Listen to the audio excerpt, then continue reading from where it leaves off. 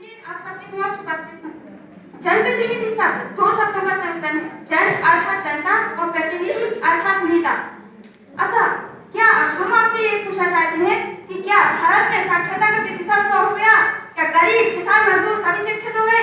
तो फिर इन लोगों का प्रतिनिधित्व करने के लिए जो नेता हमें चाहिए वो इन्हीं के बीच में से होना चाहिए, क्योंकि ये गरीब के हृदय का दर्द, एक किसान की मजबूरी और मजदूर पर होने वाले शोषण को वही समझ सकता है जो इनके बीच से है। और जो नेता इनके बीच से निकल कर आएगा वो इनके दर्द को महसूस कर पाएगा, इनकी परेशानियों को समझेगा और इनकी समस्या को उस सदन तक पहुंचाएगा जिसे हम व्यवस्थापिका कहते हैं। वह व्यक्ति जिसने अपने जीवन में अपने समुदाय की परेशानी को समझा है वही उनके सुखद और उज्जवल भविष्य के लिए उचित कार्य प्रणाली विकसित कर सकता है।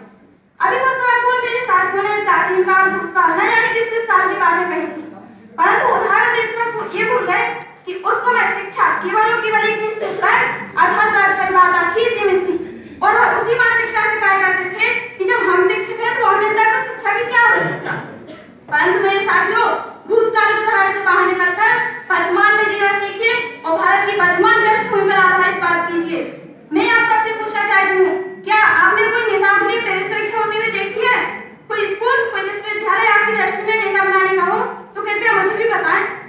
नेता बनने के लिए लोगों के दिल को जीतना पड़ता है, उनके विश्वास को जीतना पड़ता है, उनके दिल में जगह बनानी पड़ती है और उनके सुख दुख में साथ देना पड़ता है।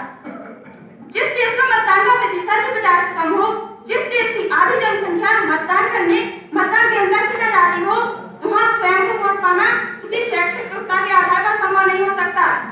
आपको ये आंकड़े सुनकर आश्चर्य होगा कि जो लोग वोट डालने नहीं जाते उनमें अधिकतम लोग शिक्षित ही होते हैं। अवकाश होने के बावजूद भी वह मतदान केंद्र जाना समय की बर्बादी समझते हैं और मेरे साथियों की तरह बड़ी आसानी से ये कह देते हैं कि कोई भी उम्मीदवार मतदान की योग्य नहीं था। और साथियों, जिस दिन देश की जनता मतदान का प्रतिशत 100 तक पहुंचा देगी, जिस दिन देश की जनता उम्मीदवारों की सूची में अशिक्षित नेता को एक भी वोट नहीं देगी, उस दिन मैं मानूंगी कि हाँ, हमारे जनप्रतिनिधियों के लिए शिक्षा अनिवार्य है। परंतु वर्तमान स्थिति में मुझे दूर दूर तक ये संभव नहीं लगता। मैं भारत के संविधान का बहुत सम्मान करती हूँ और इसी सम्मान के साथ मैं आप सबसे ये पूछना चाहती हूँ कि जब सभी शिक्षित लोगों ने मिलकर भारत का संविधान बनाया तो हमारा संविधान 80% अंग्रेजों के संविधान से प्रभावित क्यों है? क्यों हमारे संविधान में इतने संशोधन की आवश्यकता पड़ रही है? यदि हमारा संविधान उस समय के भारत की परिस्थिति को ध्यान में रखकर, उस समय के गरीबों और मजदूरों की लाचारी को ध्यान में रखकर बनाया जाता तो शायद आज हमारे संविधान में इतने संशोधन की आवश्यकता नहीं पड़ती। और यही कारण है कि आज हमसे बाद में आजाद हुए देश हमसे आगे निकल चुके हैं और हम इतने पीछे हैं। अभी हमारे माननीय प्रतिद्वंदियों ने बात रखी कि अशिक्षित नेता देश में भ्रष्टाचार फैलाएगा, परंतु माननीय महोदय जी, पिछले 10 वर्षों में सर्वोच्च 10 भ्रष्टाचार को उठाकर देखिए, उनमें निर्धारित नेता शिक्षित ही मिलेंगे। और साथियों, देश को भ्रष्टाचार मुक्त बनाने के लिए शिक्षा की नहीं बल्कि उच्च मनोबल की आवश्यकता होती है, देशभक्ति के गुण की, जनता के प्रति जवाबदेही की और उनके प्रति विनम्रता की आवश्यकता होती है, जिसे हम किसी शिक्षा की कसौटी पर नहीं जा सकते।